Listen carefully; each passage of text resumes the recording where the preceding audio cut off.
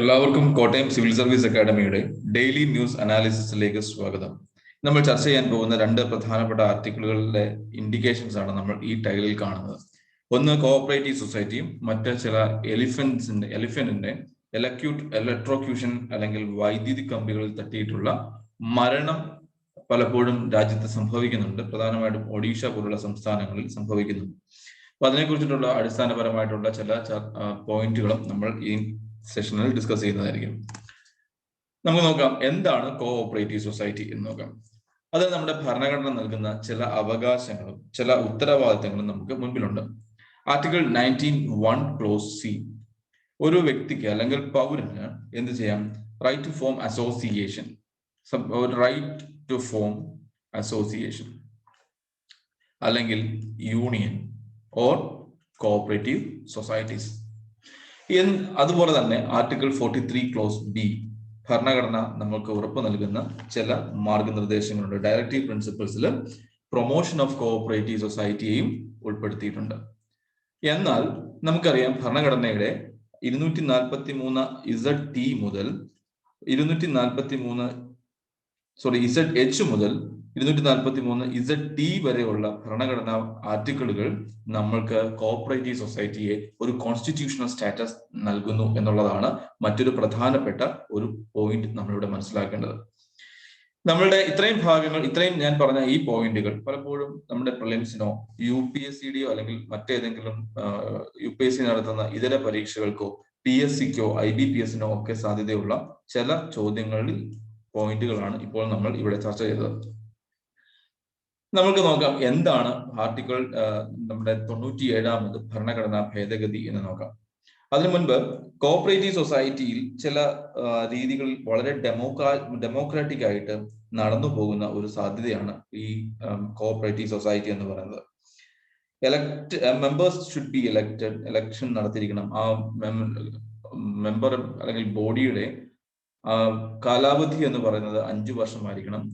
6 മാസത്തിൽ കൂടുതൽ മെമ്പേഴ്സിനെ സസ്പെൻഡ് ചെയ്ത് നിർത്താൻ പാടില്ല, അല്ലെങ്കിൽ അതിന് മുൻപ് പുതിയ ഇലക്ഷൻ നടത്തിയിരിക്കണം. ഇങ്ങനെയുള്ള വ്യക്തമായിട്ടുള്ള നടപടിക്രമങ്ങൾ നമ്മളുടെ ഭരണഘടന നമ്മൾക്ക് മുൻപിൽ ആർട്ടിക്കിൾ 243 മുതൽ ആർട്ടിക്കിൾ 243 വരെയുള്ള ഭരണഘടനയുടെ അനുച്ഛേദങ്ങളിൽ നമ്മളെ കൃത്യമായി ഓർമ്മിപ്പിക്കുന്നുണ്ട്. എന്നാൽ 97 ഭരണഘടനാ ഭേദഗതി ഒരല്പം കൂടി കടന്ന് സെൻട്രലൈസിംഗ് ടെൻഡൻസി നൽകുന്ന ഒരു അമെൻമെന്റുകളായിട്ടാണ് പരിണമിച്ചത്. ഇതിന്റെ സെൻട്രൽ ഗവൺമെന്റ് പറഞ്ഞ ഒരു ന്യായം എന്താണ് എന്ന് പറഞ്ഞു കഴിഞ്ഞാൽ, കാലാകാലങ്ങളിൽ നടക്കാതിരിക്കുന്ന അല്ലെങ്കിൽ ഈ അഡ്മിനിസ്ട്രേഷനിൽ അല്ലെങ്കിൽ കോഓപ്പറേറ്റീവ് സൊസൈറ്റിയുടെ ഫ്രെയിംവർക്കിൽ ഉണ്ടായ വീക്ക്നെസ്സുകൾ, അതല്ലാന്നുണ്ടെങ്കിൽ അവരുടെ എന്താണ് പറയാ ഈ തരത്തിലുള്ള ചില in safeguarding the interest of members of cooperatives and fulfillment of objective of this institution. പലപ്പോഴും ഇത്തരത്തിൽ ഈ കോഓപ്പറേറ്റീവ് സൊസൈറ്റികളുടെ ഒബ്ജക്റ്റീവ്സ് എന്താണോ അതിനെ ഫുൾഫിൽ ചെയ്യാൻ ഈ സാധ്യമായിട്ടുള്ള ഇപ്പോഴത്തെ ഒരു സാഹചര്യത്തിൽ നടക്കുന്നില്ല. അല്ലെങ്കിൽ അതിനെ സംരക്ഷിക്കുവാൻ വേണ്ടിയിട്ട് കോഓപ്പറേറ്റീവ് സൊസൈറ്റിയുടെ താല്പര്യങ്ങൾ, അത്തരത്തിലുള്ള സാഹചര്യങ്ങളെ സംരക്ഷിക്കുവാൻ വേണ്ടി ഭരണഘടന ചുമതലപ്പെടുത്തിയിട്ടുള്ള 43(b) അല്ലെങ്കിൽ കോഓപ്പറേറ്റീവ് സൊസൈറ്റിയെ പ്രൊമോട്ട് ചെയ്യുക എന്ന ഉദ്ദേശത്തോടു കൂടിയാണ് 97 ഭരണഘടനാ ഭേദഗതി അല്ലെങ്കിൽ നടത്തപ്പെട്ടത് എന്നതായിരുന്നു ഗവൺമെന്റിന്റെ ഭാഷ്യം. എന്നാൽ ഈ കോഓപ്പറേറ്റീവ് സൊസൈറ്റി എൻഷ്രൈൻ ചെയ്തിരിക്കുന്നത് അല്ലെങ്കിൽ എനാക്ട് ചെയ്തിരിക്കുന്നത് entry number 32 of state list. സംസ്ഥാന ലിസ്റ്റിന്റെ അല്ലെങ്കിൽ സ്റ്റേറ്റ് ലിസ്റ്റിന്റെ 32ാമത് എൻട്രി ആയിട്ട് നമ്മുടെ ഷെഡ്യൂൾ 7 ഉൾപ്പെടുത്തിയിട്ടുള്ള ഒരു ഭാഗമാണ് ഏത്? Cooperative society. This is the absolute right and authority of state government അല്ലെങ്കിൽ പ്രൊവിൻഷ്യൽ ഗവൺമെന്റിന്റെ അധികാരത്തിന്റെ കീഴിലാണ് ഈ ഒരു സാഹചര്യമുള്ളത്. It enshrined in the constitution in the line of part 9A and part 9B, part 9 ഇങ്ങനെയുള്ള ആ ഒരു ലൈൻ ഓഫ് ഇവന്റിലാണ് ഈ ഒരു സാഹചര്യം നൽകിയിരിക്കുന്നത്. Recognizing the cooperative society came under entry 32 of the state list in the 7th schedule. The amendment proposed to create a framework for the functioning of cooperative societies. അതായത് ഈ ഒരു അമെൻമെന്റുകൾ അല്ലെങ്കിൽ ഈ ഒരു ഭാഗത്ത് അല്ലെങ്കിൽ ഈ 9B അമെൻമെന്റിന്റെ പ്രത്യേകത എന്താണ് എന്ന് വെച്ച് കഴിഞ്ഞാൽ, ഇത് ലക്ഷ്യം ഈ 32 എൻട്രിയെ അമെൻഡ് ചെയ്യുകയോ അല്ലെങ്കിൽ ഭരണഘടനയിലെ ടെക്സ്റ്റിനെ അമെൻഡ് ചെയ്യുകയോ അല്ലെങ്കിൽ അതിന്റെ ഏതെങ്കിലും ഒരു തലത്തിൽ ഒരു അമെൻഡ് ചെയ്യുകയോ ചെയ്യുകയല്ല ഈ 97ാമത് ഭരണഘടനാ ഭേദഗതിയുടെ ഒരു ലക്ഷ്യമായിട്ട് മുന്നിൽ പറയുന്നത്. കാരണം എന്താണ് എന്ന് വെച്ച് കഴിഞ്ഞാൽ, ഈ തലത്തിൽ ഏതെങ്കിലും തരത്തിലുള്ള ഒരു ഫ്രെയിം വർക്ക് ക്രിയേറ്റ് ചെയ്യണം. എന്താണ് കോപ്പറേറ്റീവ് സൊസൈറ്റീസ് എങ്ങനെ വർക്ക് ചെയ്യണം എന്നതിനെ കുറിച്ചിട്ടുള്ള ഒരു ഫ്രെയിം വർക്ക് ചെയ്യണം. ആ ഫ്രെയിം വർക്ക് അല്ലെങ്കിൽ ക്രിയേറ്റ് ചെയ്യുകയും ആ ഫ്രെയിം വർക്കിനനുസരിച്ച് സംസ്ഥാനങ്ങൾ നിയമങ്ങൾ അമെൻഡ് ചെയ്യുകയോ അല്ലെങ്കിൽ ക്രിയേറ്റ് ചെയ്യുകയോ ചെയ്യണം എന്ന ആവശ്യമായിരുന്നു 97th കോൺസ്റ്റിറ്റ്യൂഷണൽ അമെൻഡ്മെന്റ് മുന്നോട്ട് വെച്ചത്. കാരണം എന്താണെന്ന് വെച്ച് കഴിഞ്ഞാൽ, പലപ്പോഴും ഈ ഭരണഘടനാ സംവിധാനമായി അല്ലെങ്കിൽ ഭരണഘടനാ റെക്കഗ്നീഷൻ കിട്ടിയിട്ടുള്ള കോഓപ്പറേറ്റീവ് സൊസൈറ്റികൾ അവരിൽ എന്ത് ഉദ്ദേശമാണോ നിക്ഷിപ്തമായിരിക്കുന്നത്, ആ നിക്ഷിപ്തമായിട്ടുള്ള ഉദ്ദേശത്തെ പൂർണ്ണശുദ്ധിയോടുകൂടി ഫലപ്രാപ്തിയിലെത്തിക്കുവാൻ ഇവയ്ക്ക് സാധിക്കുന്നില്ലാത്തതിനാൽ അവയെ സംരക്ഷിക്കാൻ വേണ്ടിയിട്ട്, അല്ലെങ്കിൽ കറക്റ്റ് സമയത്ത് ഇലക്ഷൻ നടത്തുവാൻ വേണ്ടിയിട്ട്, അല്ലെങ്കിൽ എന്താണോ കോപ്പറേറ്റീവ് സൊസൈറ്റിയുടെ ഒരു ഫംഗ്ഷനിങ് ഉദ്ദേശിക്കുന്നത് ആ ഉദ്ദേശത്തിനെ കൃത്യമായി ഫലവത്തായി നടപ്പിലാക്കുക എന്ന ഉദ്ദേശത്തോടു കൂടിയാണ് സെൻട്രൽ ഗവൺമെന്റ് ഈ 97ാമത് ഭരണഘടനാ ഭേദഗതി പാർട്ട് 9 കൊണ്ടുവന്നിരിക്കുന്ന ചില അമെൻമെന്റുകൾ. അതിന് കാരണമായിട്ട് പറഞ്ഞിരിക്കുന്നത്, പലപ്പോഴും ഇലക്ഷനുകൾ വൈകുന്നു, നീണ്ട കാലങ്ങളിലേക്ക് മെമ്പേഴ്സിനെ ആ ഒരു ഓഫീസ് ബെയറേഴ്സ് ലോങ് ഡ്യൂറേഷനിൽ സ്ഥിതി ചെയ്യുന്നു. അതുപോലെ തന്നെ റെഡ്യൂസ്ഡ് അക്കൗണ്ടബിലിറ്റി, ഇങ്ങനെയുള്ള പല പ്രോബ്ലംസും ഈ ഒരു മേഖലയിൽ സെൻട്രൽ ഗവൺമെന്റ് എടുത്തു കാണിക്കുന്നുണ്ട്. അപ്പൊ അത്തരത്തിലുള്ള സാഹചര്യങ്ങളെ ഒഴിവാക്കാൻ വേണ്ടിയിട്ട് 97ാമത് ഭരണഘടനാ ഭേദഗതി പറയുന്നു, we are putting forward a kind of framework. State government should act upon this framework to manage this cooperative societies. ഇവിടെയാണ് ഒരു ചെറിയ ഒരു പ്രശ്നം നമ്മൾക്ക് ഫേസ് ചെയ്യുന്നത്. എന്താണ് ചെയ്യുന്ന പ്രശ്നം എന്ന് പറയുന്നത്, this framework law, the framework will be binded on the state government, and state government will have to enact the laws according to the directives of that framework. അവിടെ ഒരു ചെറിയ ഒരു തകരാറ് സംസ്ഥാനങ്ങൾക്കും കോടതികൾക്കും ഫേസ് ചെയ്തിട്ടുണ്ട്. ഇതെന്താണ് എന്ന് പറയുന്നതിന് മുമ്പ് എന്താണ് തകരാറ് എന്നതിനെ കുറിച്ചിട്ട് സുപ്രീം കോടതിയും അതുപോലെ ഗുജറാത്ത് ഹൈക്കോടതിയും വ്യക്തമായ കാഴ്ചപ്പാട് മുന്നോട്ട് വന്നിട്ടുണ്ട്. അതെന്താണ് നമുക്ക് എത്തുന്നതിന് മുമ്പ് ഈ ഒരു ഫ്രെയിംവർക്കിനെ അടിസ്ഥാനപ്പെടുത്തിയിട്ടുള്ള ചില പോയിന്റുകൾ കൂടി ശ്രദ്ധിക്കേണ്ടതുണ്ട്. State laws on cooperative should conform to this framework. നമ്മൾ പറഞ്ഞ പോലെ തന്നെ എന്താവണം, സ്റ്റേറ്റിന്റെ നിയമങ്ങൾ എന്തുമായിട്ട് അടിസ്ഥാനപ്പെടുത്തിയിരിക്കണം, സെൻട്രൽ ഗവൺമെന്റ് 97ാമത് ഭരണഘടനാ ഭേദഗതി മൂലം കൊണ്ടുവന്നിരിക്കുന്ന ഫ്രെയിംവർക്കിനെ അടിസ്ഥാനപ്പെടുത്തി വർക്ക് ചെയ്യണം എന്നതാണ് ഒന്നാമത്തെ condition. It introduced a part 9B in the constitution so that the concept of cooperative societies gain constitutional recognition. It was on the line of part 9, which deals with panchayat, part 9A, which deals with urban local bodies. The idea was to empower parliament to frame laws for cooperative societies that function across state. Article part 9B എന്ന ഒരു സാഹചര്യം കൂടി add ചെയ്യുകയും ആ ഒരു part 9A എന്ന line of constitutional മെഷീനറീസിന്റെ ഒരു സാധ്യതയിലേക്ക് ഒരു കോൺസ്റ്റിറ്റ്യൂഷണൽ റെക്കഗ്നിഷൻ നൽകുകയും അതുകൊണ്ട് തന്നെ പാർലമെന്റിന് മൾട്ടി സ്റ്റേറ്റ് കോഓപ്പറേറ്റീവ് സൊസൈറ്റികളെ ഭരിക്കുവാനുമുള്ള ഒരു അവകാശം കിട്ടുന്നുണ്ട്.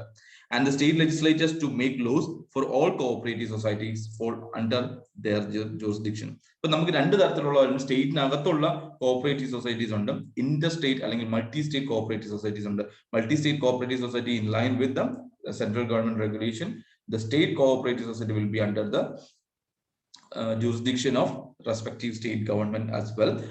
In order to overcome that hurdle, the central government came forward with a new idea of framework for the functioning of cooperative societies, and the government is mandating each and every individual state government or provincial government to act to maintain a law in associate with in the line of the created framework for cooperative societies. So that ഈ അമെൻമെന്റുകൾ ഒരു ചില ഫ്രെയിംവർക്കുകളിൽ ഏറ്റവും ചെറിയ ഒരു ചില മുന്നേറ്റങ്ങൾ കൊണ്ടുവരാൻ ശ്രമിച്ചു. The amendment set out basic rules such as a maximum of 21 directors in a society, a fixed term of 5 years for elected members, a 6-month cap on the time limit for which the society board of directors can be kept under suspension, and a reservation of 1 seat for the scheduled tribe or scheduled caste, and 2 seats for women. on the board of every cooperative society, that is every society that has member from these sections. അതായത് ഈ ഒരു framework വളരെ ഒരു പോസിറ്റീവായിട്ടുള്ള ഒരു മുന്നേറ്റം, വനിത empowerment ആണ് എന്നൊക്കെ വേണമെങ്കിൽ നമുക്ക് ഡിസ്ക്രൈബ് ചെയ്യാം. But moreover, it violated the basic structure of constitution, that is federalism or federal principle. അതായിരുന്നു ഇതിലെ ഏറ്റവും വലിയ ഒരു ചലഞ്ച് എന്ന് പറയുന്നത്. On the legal challenge to the validity of 97th Amendment, the Gujarat High Court struck down Part 9B in its entirety on 2 grounds. എന്തുകൊണ്ടാണ് ഇത് violate ചെയ്യാനുള്ള 2 കാരണങ്ങൾ എന്ന് പറയുന്നത്?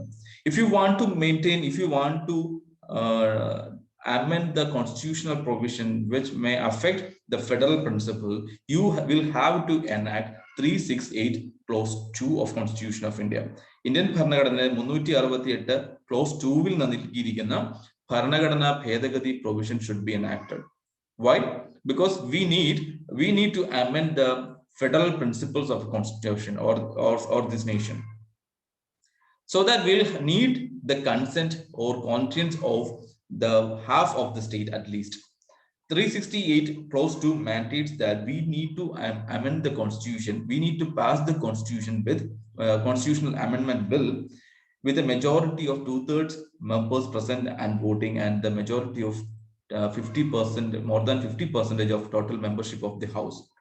Along with that special majority, we need to send across this bill to the respective states or the entire states, and the state will have to ratify that bill with the simple majority at any cost.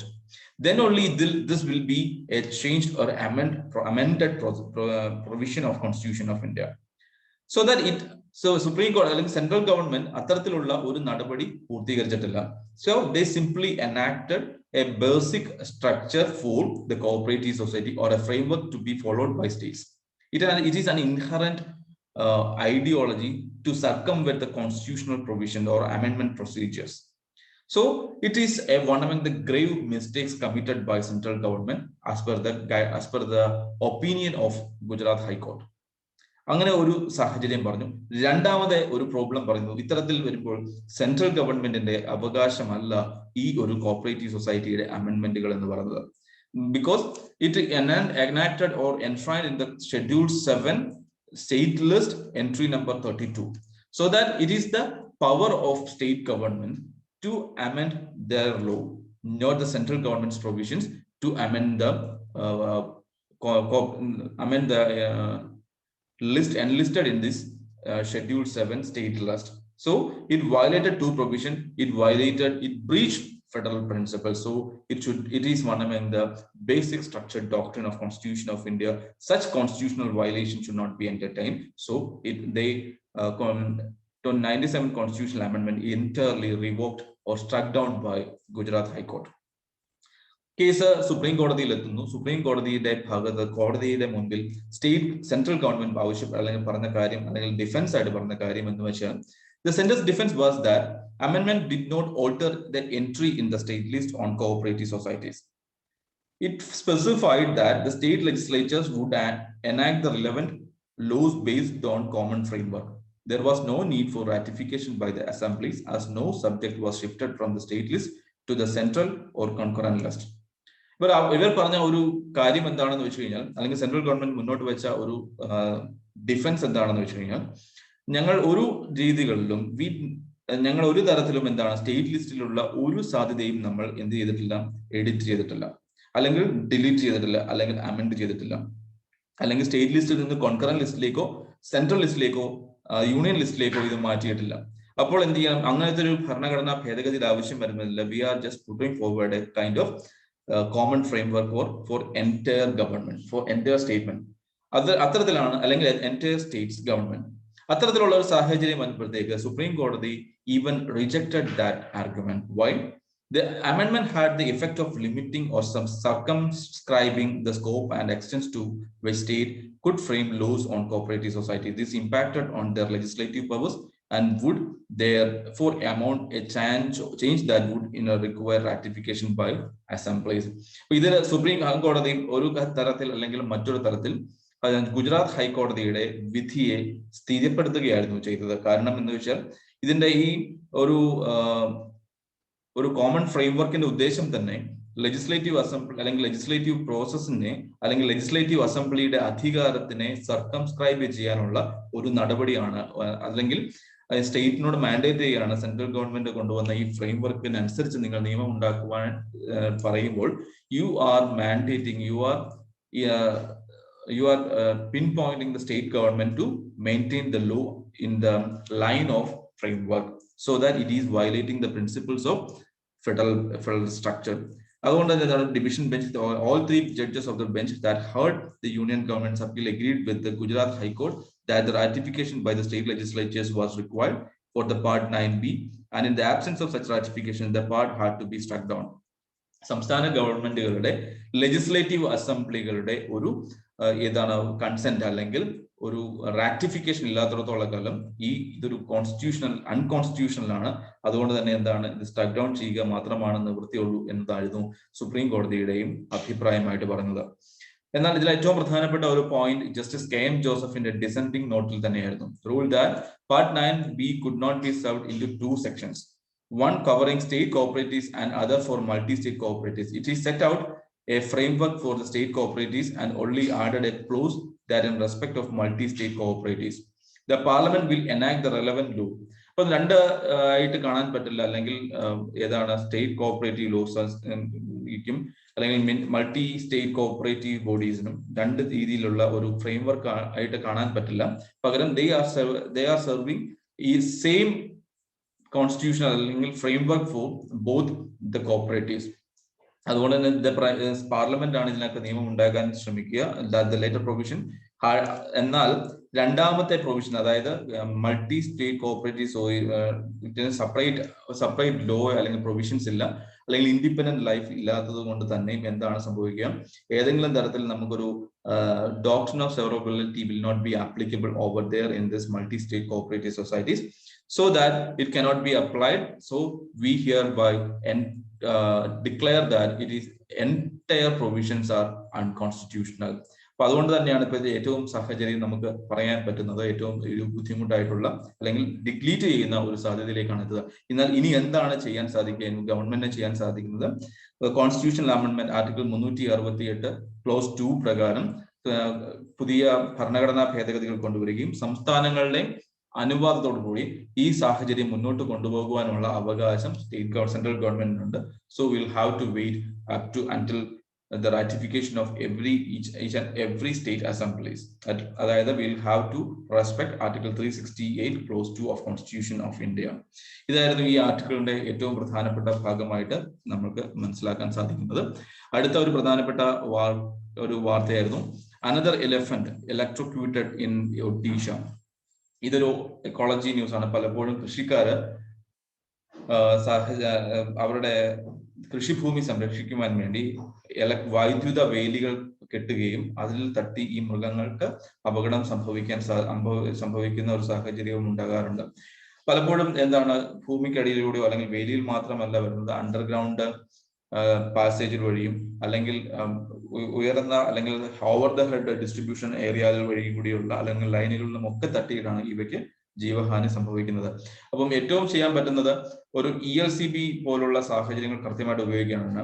അതായത് എല്ലാ power distribution കമ്പനീസും earth leakage circuit breakers should be enacted. അപ്പോൾ ഏതെങ്കിലും തരത്തിൽ ഇങ്ങനെ ഒരു earth സംഭവിച്ചു കഴിഞ്ഞാൽ ഇലക്ട്രിക് സർക്യൂട്ട് ബ്രേക്ക് ആവുകയും അതിനൊപ്പം ഈ ജീവജാലങ്ങളുടെ ജീവൻ സംരക്ഷിക്കാനും സാധിക്കുമെന്നാണ് മിസ്റ്റർ മോഹന്തി പറയുന്നത്. അദ്ദേഹം Biswajit Mohanty, who heads the wildlife society of Orissa. ഒറീസയുടെ വൈൽഡ് ലൈഫ് സൊസൈറ്റി ഹെഡാണ് ബിശ്വജിത് മൊഹന്തി. അദ്ദേഹം പറയുന്നത് ഇത്തരത്തിലുള്ള ELCBs കണക്ട് ചെയ്യുക എന്നതാണ് ഇവയെ സംരക്ഷിക്കുവാനുള്ള ഏറ്റവും നല്ല മാർഗം. അതുപോലെ തന്നെ വനത്തിൽ വേണ്ടത്ര ജലവിഭവങ്ങൾ ഇവയ്ക്ക് നൽകാനുള്ള വാട്ടർ ഷെഡുകൾ സ്ഥാപിക്കുക, ഇങ്ങനെയുള്ള ചില കാര്യങ്ങൾ പലപ്പോഴും വളരെ എഫക്റ്റീവായിട്ട് ചെയ്യുകയാണെങ്കിൽ ഇവയെ സംരക്ഷിച്ച് വയ്ക്കുവാനുള്ള ചില നടപടികൾ ഗവൺമെന്റിന്റെ ഭാഗത്തു നിന്നും ഉണ്ടാകാൻ സാധിക്കും. അപ്പൊ ഇത് ചെയ്യുകയാണെങ്കിൽ ഇവയുടെ ജൈവ വൈവിധ്യത്തെ നമുക്ക് സംരക്ഷിക്കാൻ സാധിക്കും എന്നതാണ് ഇത് നമുക്ക് നൽകുന്ന ഒരു ഹിന്റ് എന്ന് പറയുന്നത്.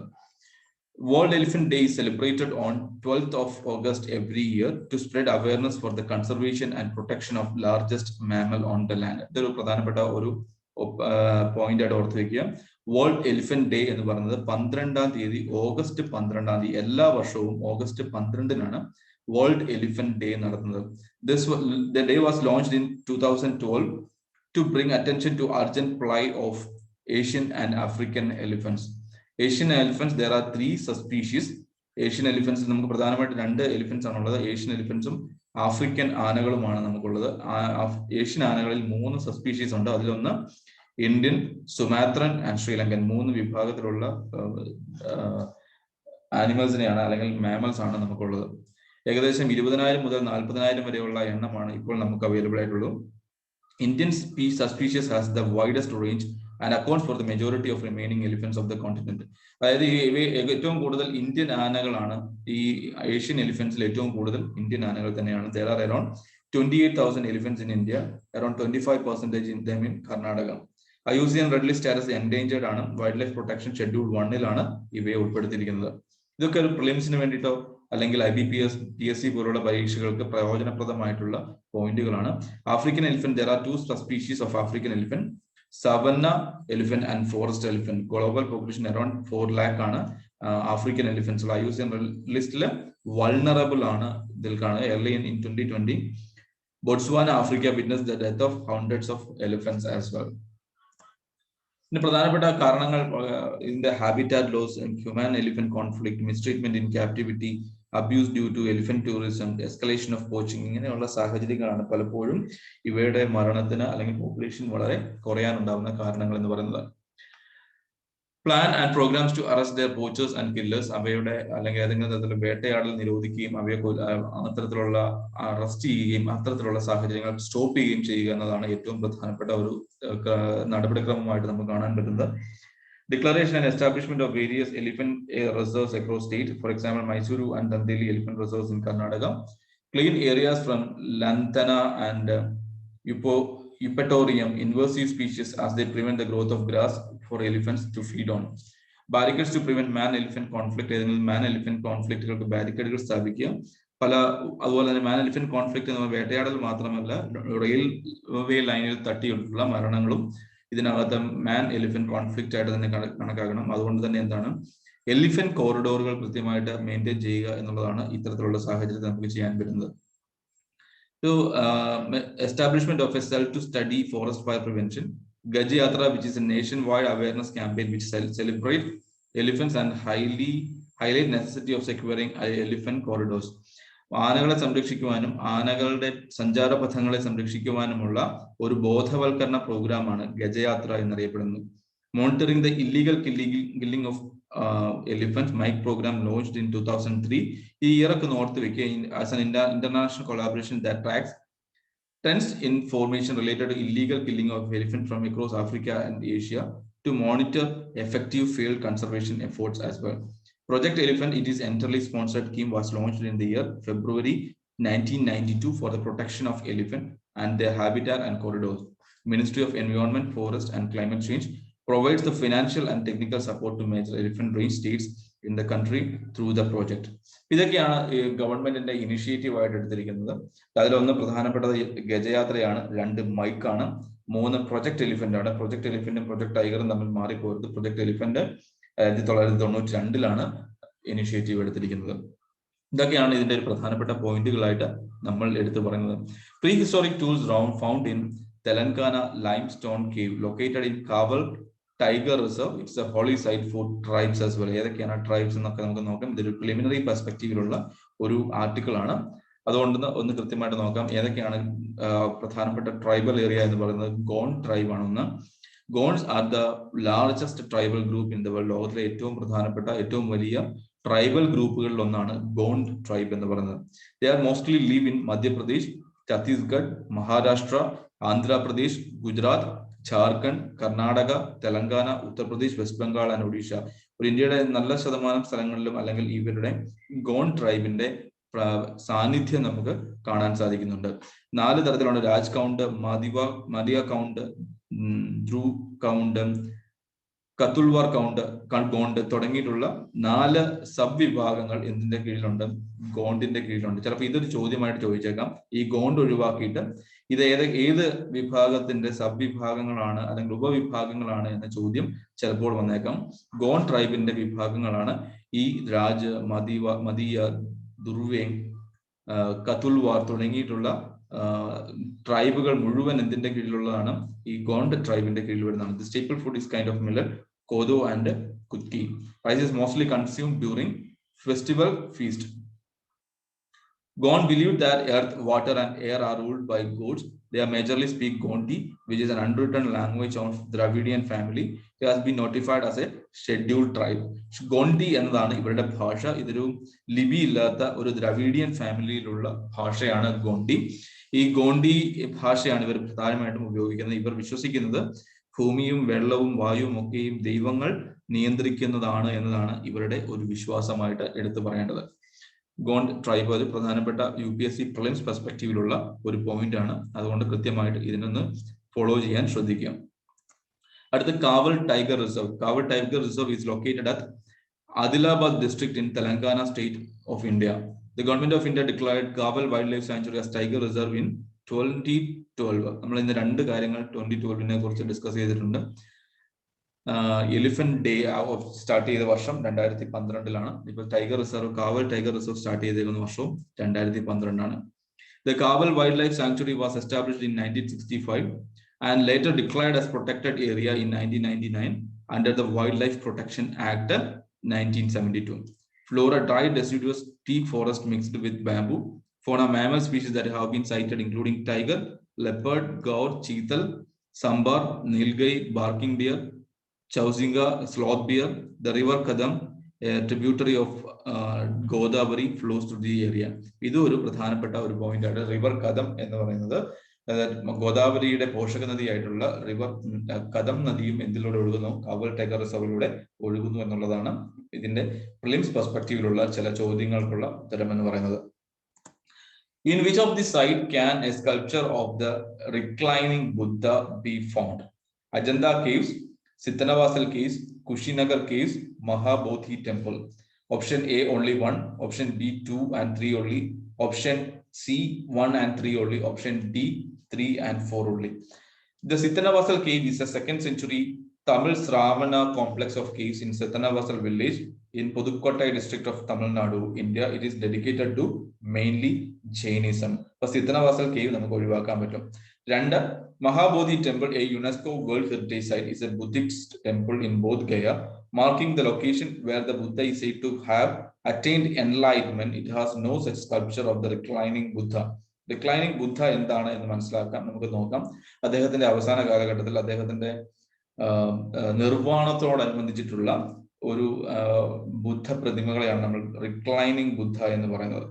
Ajanta caves and Kushinagar have the reclining Buddha sculpture. അപ്പം അജന്ത കേവ്സും കുഷിനഗറും മാത്രമാണുള്ളത്. അപ്പോൾ ഓപ്ഷൻ A 1 ഉം 3 ആണുള്ളത്. അപ്പൊ ഓപ്ഷൻ C ആണ് ശരിയായിട്ടുള്ള ഉത്തരം. അപ്പൊ എന്താണ് റിക്ലൈനിങ് ബുദ്ധ എന്ന് പറയാം?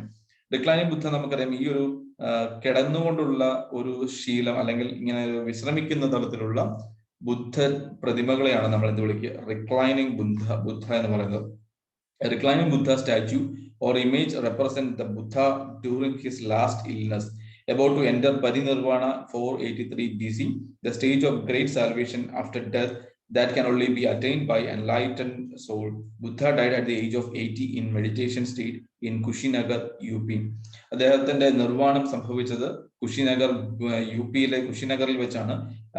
അദ്ദേഹത്തിന്റെ ആ സമയത്ത് അദ്ദേഹത്തിന്റെ പ്രായം 80 വയസ്സായിരുന്നു. അതായത് വർഷം 483 BC 483 അദ്ദേഹത്തിന്റെ നിർവ്വാണം സംഭവിച്ചത്. അത്തരത്തിലുള്ള ഒരു സാധ്യതകൾ, ഈ തരത്തിലുള്ള ബുദ്ധ സ്റ്റാച്യൂസിനെയാണ് നമ്മൾ എന്ത് വിളിക്കുക? റിക്ലൈനിങ് ബുദ്ധ എന്ന് വിളിക്കുന്നത്. Which of these countries border Peru? Brazil, Ecuador, Chile, Bolivia, Colombia. അപ്പൊ ഏതൊക്കെയാണെന്ന് നോക്കാം. പെറു ഇരിക്കുന്ന സ്ഥലം ഇതാണ്.